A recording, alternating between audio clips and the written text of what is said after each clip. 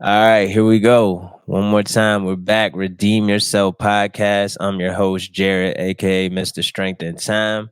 With me today, I have my guest, Sydney. How are you? I'm good. How are you today? I'm doing well. I got no complaints. It's Monday. It's noon around lunchtime my way, and you are in Texas. Yeah, I'm actually sitting in our Plano clinic today. We're in the zone of totality for the eclipse. So Okay. I just passed out our eclipse sunglasses to the team, and we'll be doing that here in a few hours. Oh man, yeah, I gotta run up the street. I hear the 7-Eleven around the corner had some eclipse glasses, so I gotta get them for the kids when they get off the bus. Hopefully we could see it here where I'm at. Haven't really Mhm. checked. I think everybody across the country will be able to see something, but I'm in the zone of totality. So the sun will be 100% covered. So All right, it's cool. awesome, awesome. I'm gonna jump on and play this little jingle, rock Sure. out for a second, then we'll get going. Okay.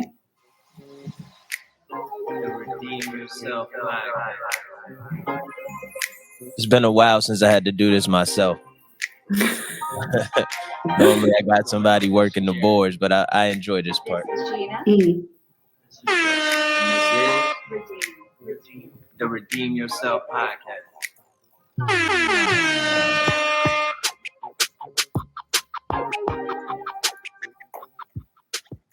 Slowly fade out. Now we can get down to business.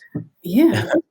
So you said you listened to a couple episodes of the podcast. So this is the part where I do my check-ins. I know we just did a brief one, but I like to make sure my guests are good. Is anything they need to discuss before we get started? So now really, really, how are you? How was last week? Anything going on in your world?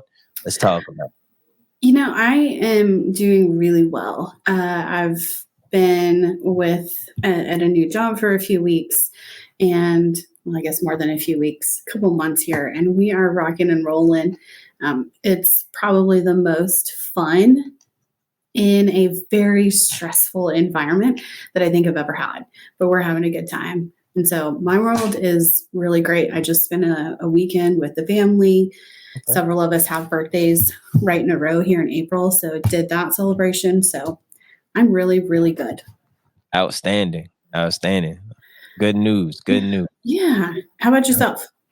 So for me, I'm in the midst of busy season. I coach football, so I'm in a bunch of groups to where they're trying to get that prepared for the fall. And then we also got a house full of kids. Got track meets on the weekend, softball, 7-on-7 football, basketball, all in the midst of podcasting and seeing clients in the recovery community. So it's never a dull moment, just Right. creating space and time for the people we love and the things we love, Yep, for sure. So yeah, let's dive right in, Sydney. Thank you for coming on the podcast. And the first question, as always, is like, how was life for you growing up? Tell me about your world. Where you from? What the family dynamics look like, everything. Yeah, so I grew up in small town America. My hometown is about 2 hours northwest. I'm bad at geography, but northwest of the Dallas-Fort Worth Metroplex. So Okay. very small town. On a good day, we would have 1,200 residents. So we have 2 blinking lights and a Dairy Queen. Like that's our claim to fame. It's so small. I graduated with 78 people in my class. Wow. And started kindergarten with maybe 60 of them. I had most of their parents were in my parents' class when they graduated. I had some teachers that were either taught my parents or were in their class. And so very, very small town. So I had a pretty good childhood. And then, did all of the athletics, the cheerleading, all of that kind of stuff. And when I got to college is when I really figured out, thought I wanted to do physical therapy. And basically just one day woke up and was having some personal struggles with family dynamics that were a little bit challenging and decided that's not for me. I think I think I want to do something else, but I wasn't quite sure. And I started seeing a therapist on campus there. Most colleges offer like 8 free sessions. Mhm. So I saw a therapist there, and that's where I kind of figured out I think I'm going to be a therapist. And since then, things have just fallen into place. And they say you'll find what you're supposed to do, and things have just really worked out that way for me. Nice. So growing up, through all your years, addiction or those type of struggles were never really a part of your story. Not for me personally. I am a bit of a rule follower. Oh, goody. Do On the I do podcast. I believe that some rules are meant to be broken? Absolutely. Um, but my brother is 7 years older than me, and he was, kind of that model child as well. And so I always had some big shoes to fill growing up. And so I never really, of course, there was some experimenting and some drinking in high school, but nothing that would rise to the level of a substance use disorder. I did have family members that struggled with different substances, alcohol, meth. I've got both of my grandparents were LCDCs because of a family struggle that they had and kind of came about in the military. Mhm. And the military sent them to school to be counselors. And so I do have the background from that perspective but as far as it touching me and my struggle with substance use, that was never really something that I struggled with. So from that perspective, right? Because I'm on the like opposite spectrum of that, where my parents never drank like in front of me or ever. My mom doesn't drink at all. My dad would occasionally drink. I know that the addictive nature runs in my family, and I had one uncle that I visibly kind of knew something was going on, but we, as a family, nobody ever really talked about it. So I didn't know what it was from. He passed away, God bless his soul. But yeah, I never really had to endure it. My addiction really centered from feeling a lack of love or, trying to fit in. You said you listened to a couple of them. So I made like a major move at like a pivotal time in my life. And it really started kind of a fast downward spiral for me. So with you being on the opposite side of that and having, family members, I don't know how close you were to them or you lived in a Pretty small town. close. Everybody was like right there. What did you see? If you think back, I know as kids, it's like hard to even like, I couldn't really pinpoint like what my uncle was doing or why or where. It was just like, oh, all right. Yeah, he's just different. You know what I mean? Yeah. So what I saw was a change. My family member was not who I knew them to be. They were not themselves, making decisions that they would have made, Right. putting themselves in positions, putting their kids in positions that they would have never put themselves in had they been sober. My parents tried to do a good job of shielding me from that. But again, small town. And so what I saw and what I noticed the most was the shift in this is not my family member. This is not my loved one making these decisions. And then once they were able to sustain sobriety, I noticed a second shift again back to the person that I knew and loved. Still loved them while they were struggling, but they were no longer making decisions that they wouldn't have made had they been sober. And so I noticed the biggest shifts. I was probably a young teenager when all of this was happening. And so those two shifts from somebody that I know and love to I don't recognize you back to there you are. There you are. That's amazing. Yeah. And she's, my aunt's doing great now. Still living in recovery. And I think when I think about how am I going to reach my client in front of me who seems unreachable, I think about her and other family members that I know that have struggled. If I couldn't reach them, what would I do to try and reach them? Amazing. I'm happy for your aunt. It is a beautiful thing being on the side of recovery, gaining back brain cells and making wise decisions versus so many outlandish ones. I lived that life for 14 years. And it's also cool that you have that perspective. I remember probably 2 years ago now, I reached a point where I've been sober so long and out of trouble that I could apply to get my gun rights back. So when I went to the courthouse and the woman who was taking my paperwork, she saw my tattoo, which is just my recovery date and a semicolon. And we got to talking for a second. And, so she asked me what it was. So I told her, little, not, all of it, but a little bit, what I've been through. And she like broke down crying and was like, I lost my brother to that disease. I'm so proud of you. Like she came around the glass and hugged me, you know what I mean? But it was rewarding in that moment to see her full of hope, and wishing that someone she loved could have made that pivotal jump of finding recovery before it was too late. So it's such a beautiful thing for you to witness firsthand them go through the struggle and bounce back. So go ahead. I think there's just so much shame. Yeah. Not just in substance use, but mental health treatment as well. There's so much shame surrounding it. And that a lot of times is what keeps people from reaching out for help.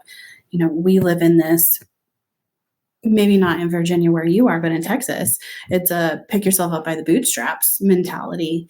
I'm sure they have some kind of version of that where you're from. But it's pick yourself up. And when you're struggling with something, when you're not you, you can't. Right.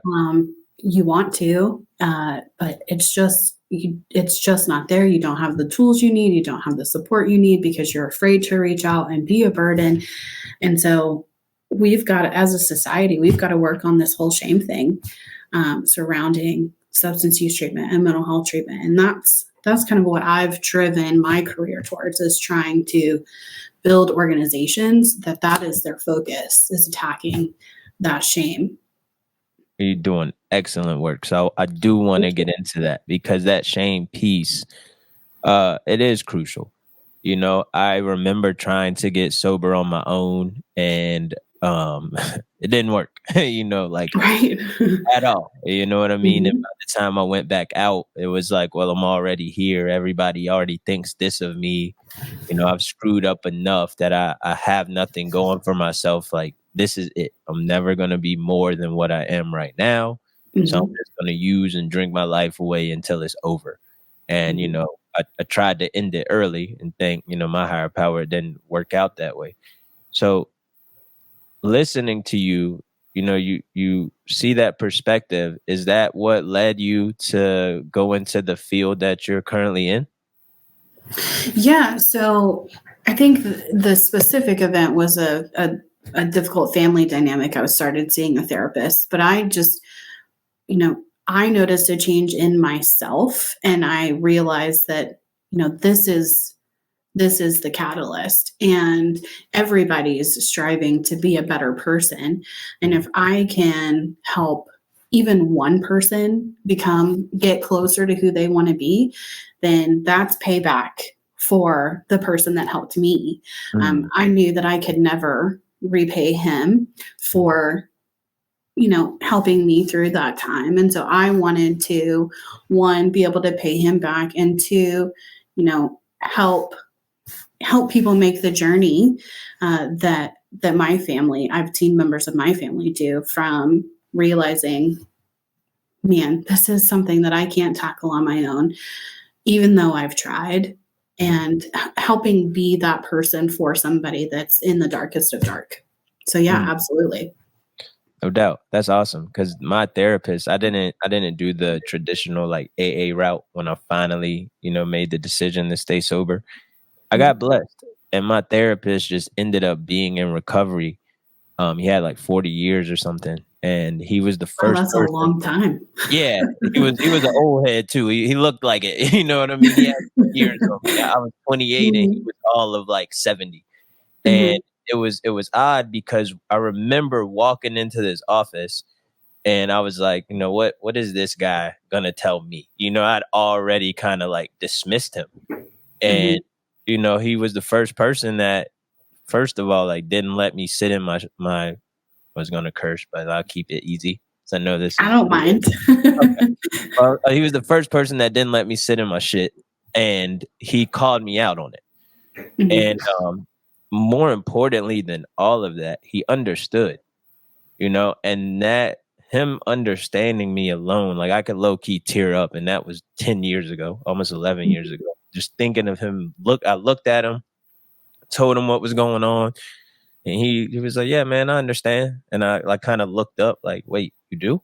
He was like, "Yeah, man, I got 40 years," and he started breaking his story down, and I was like, "Oh my god, like I'm Mhm. not alone in this," you Yeah. know.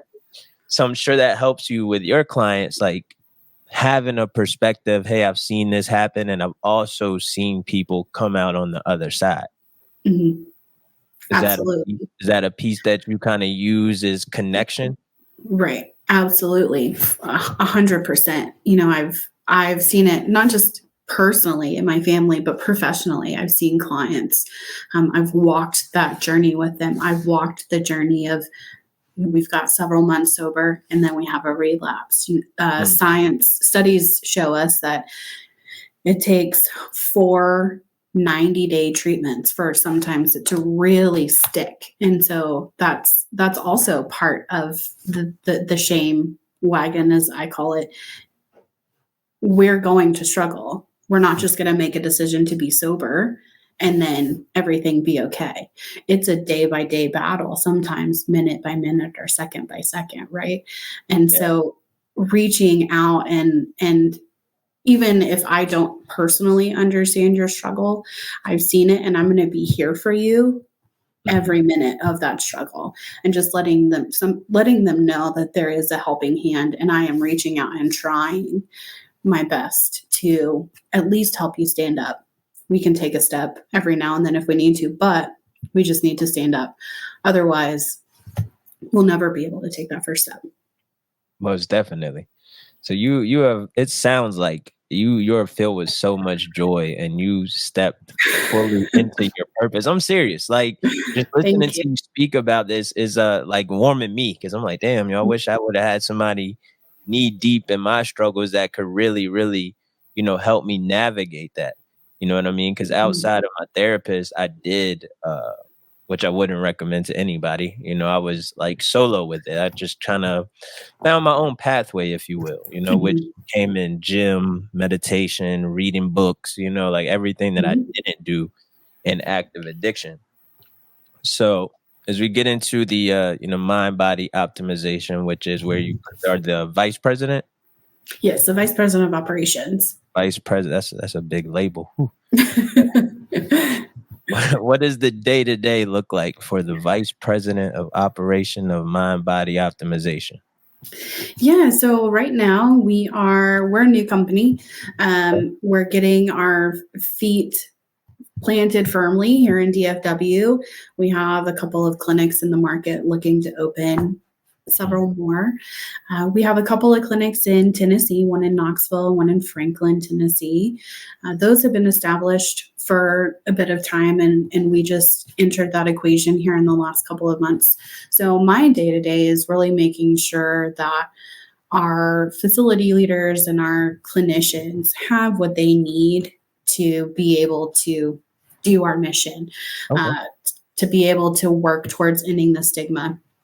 There are Right. so many organizations that I've worked for that something bad happens to CYA and, cover Yeah, I got potential liability, they throw in an extra piece of paperwork. you. Mm, Well, that just gets in the way of your client time and you being able to have full, transparent, and honest relationships with your clients. So I'm always working to make sure that our clinicians, whether they're therapists or psychiatrists or nurse practitioners, physician assistants, I want them to be able to come in, see their clients, work with them along that journey. mm. Of course, do the documentation, which always sucks, but go home. I don't want to throw any other barriers in their way. So that's what I work towards day to day. We're opening new clinics all the time, and so it's a pretty busy day. Some days my ADHD gets the best of me and I get a little distracted, but so it's been a lot of fun. You were still able to create time to jump on the podcast today. Absolutely. I like it. So you made a statement that you day to day, you want to make sure that you all are carrying out your mission. So what is that mission exactly? Yeah. So our tagline or whatever you want to call it here at My Body Optimization is sustainable healing starts here. So much of our industry, while it is much better than it was 30 years ago, it's still a quick results kind of industry. A lot of times people want to be able to just take a medication and be good to go. And while medication is a tool in the tool belt for us, we want to make sure that it doesn't just stop there. We want to pair medication with therapy. We want to look at, could it be something physiologically that's off in your body? So we'll run labs and see if maybe your thyroid is off, maybe your testosterone is off, maybe your estrogen is off, and that's actually what's causing the symptoms of depression or anxiety or all of those things. So we're trying to really look at the whole person and figure out, okay, there has to be a better way to do this, right? Not is there a better way? There has to be a better way to do this whole therapy recovery thing. It did. I spent time with my family this weekend, and so it always comes back. I'm sorry, I didn't mean to cut you off, but I couldn't let you slide past that. I heard it. Yeah, it comes back every now and then, sometimes with a vengeance. So, it's not, is there a better way to do therapy and recovery? Is there has to be a better way. Let's figure this out together. And so I think that's what we're trying to do, is make sure that healing is sustainable, not just for the next 3 months or 6 months, but that we're here to help you get started on a long-term journey that leads you to be the best self that you want to be. Nice. So you all offer like a complete plan of care, is from what I'm hearing. Therapy. Go ahead. Yeah. So the only things that we don't have are like inpatient or residential kind of care. So we have therapy, we have medication management where you can see a psychiatrist or a nurse practitioner or physician's assistant. We're going to have day treatment. Our Tennessee clinics already have day treatment in place. So your partial hospitalization or intensive outpatient, where you come, you do some pretty intensive therapy during the day, and then go home at the end of the night, practice those skills, come back the next day and say, that didn't work, or man, that really blew shit up at the house, and we can work through it. Our Texas locations will be launching that at the beginning of the summer here in Texas, looking like around June. Okay. So we'll be launching those here, and then we're going to work, establish those trusted relationships for if we have somebody that needs an inpatient stabilization for their mental health, or they need substance use treatment, we'll work and facilitate those partnerships outside of us. Nice. So you are looking at all phases of addiction as far as like substance use disorders? Like, so heroin, the whole nine? So we aren't going to be necessarily working with acute withdrawals. So things like heroin and alcohol, require 24-hour supervision. Right. And in the initial stages, because your body becomes so dependent on the substance to be able to function. I actually had a friend in college whose dad passed away from trying to cold turkey alcohol.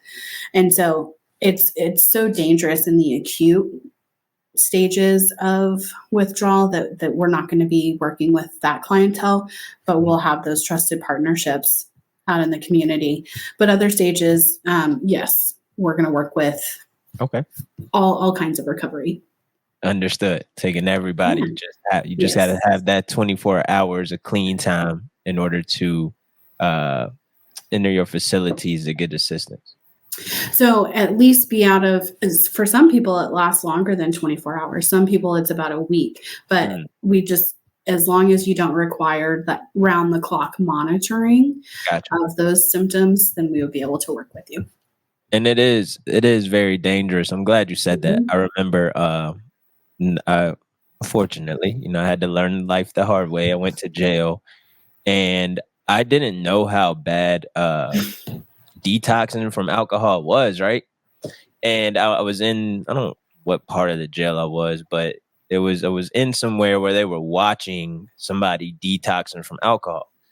So I'm sitting there and the dude is like hallucinating and he's kicking the Mhm. glass and it's like, and I could hear him. So he's like, look, man, there's ants everywhere. And he's like, punching it. And I'm like, so I look at the CO and I'm like, hey, is this guy okay? Like, what's going on? He's like, oh, he's just detoxing from alcohol. And I look, I'm like, alcohol could do that? He's like, yeah, if you Mhm. drink it long enough. And my mind was blown. Was it enough to stop me from going back home and doing what I wanted to do? Absolutely not. But it opened my eyes to the seriousness of it. Mhm. Knowing that, man, you could really drink yourself into what I learned in the book, like wet brain, or you just Mhm. nothing matters, you're hallucinating and all this other stuff. Because I thought that was only an side effect. God, my country slang came out.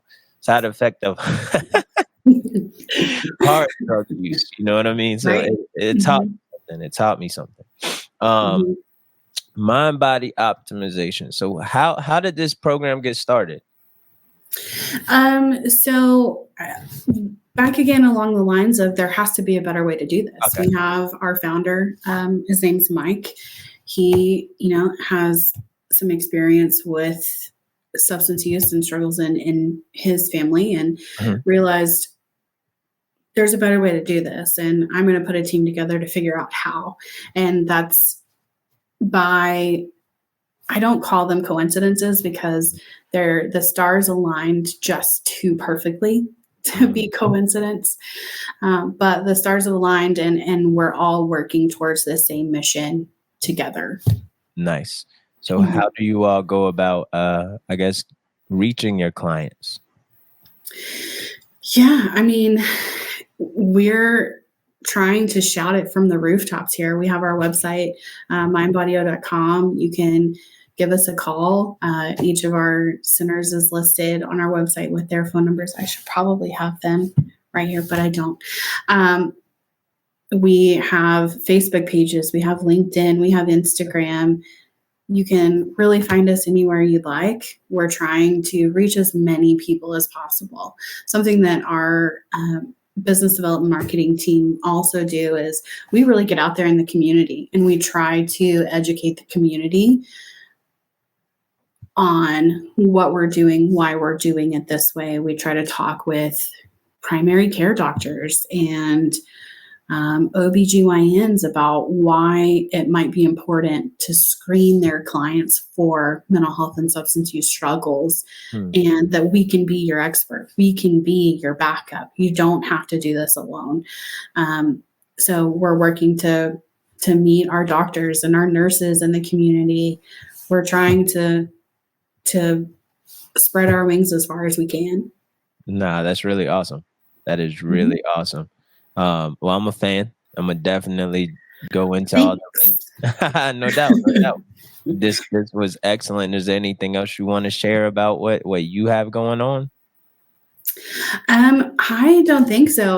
We're just looking to grow our clinics as Okay. much as possible. We're going to go to where we're needed. We're going to get to small town America because that's where the desert is, right? There are Right. no mental health providers in small towns, and there seem to not be enough in big metroplexes.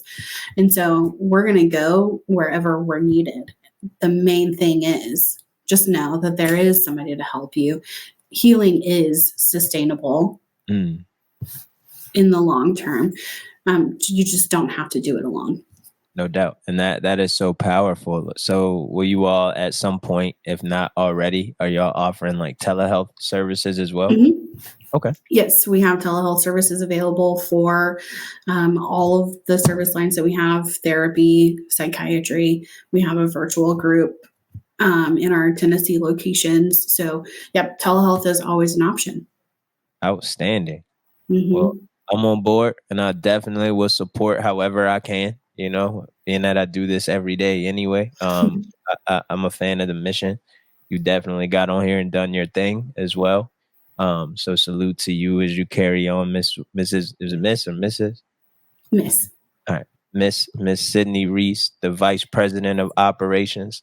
Before I wrap up, I do ask, what piece of advice or guidance could you offer somebody who is currently struggle, or to someone that's watching a loved one, someone that they care about struggle?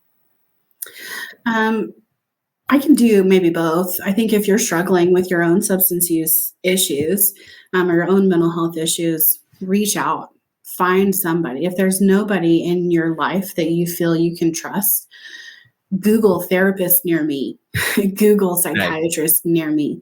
It's you can find somebody, but you have to reach out. This journey is just too hard to do alone. If you're watching a family member struggle, you're not going to pull them out of it yourself. You know, there's a term in the substance use world called rock bottom, that Yeah. your family member has to hit their own bottom. You can try and create the bottom for them, but they have to realize that they're at the lowest of lows, and want to make that decision to pull themselves out with the help of professionals. So be there, support your family, but the way that you support them most is loving them, and then always encouraging them to find a professional to help them. Awesome. I will take that guidance and advice because that was solid. So Thank you. thank you again for creating time to come on the Redeem Yourself podcast. Ms. Absolutely. Sydney Reese, the Vice President of Operations with Mind Body Optimization. Round of applause for you, ma'am. Thank you. Thank you. Now, this was an excellent interview. I really am grateful for the opportunity to get to rock with you and listen about what you all have going on. Like I said before, I am a fan. I'm gonna get all those links from you once I end this. Then I'm gonna Perfect. jump on the rabbit hole and try to support however I can. Thank you so much. I appreciate it. No problem.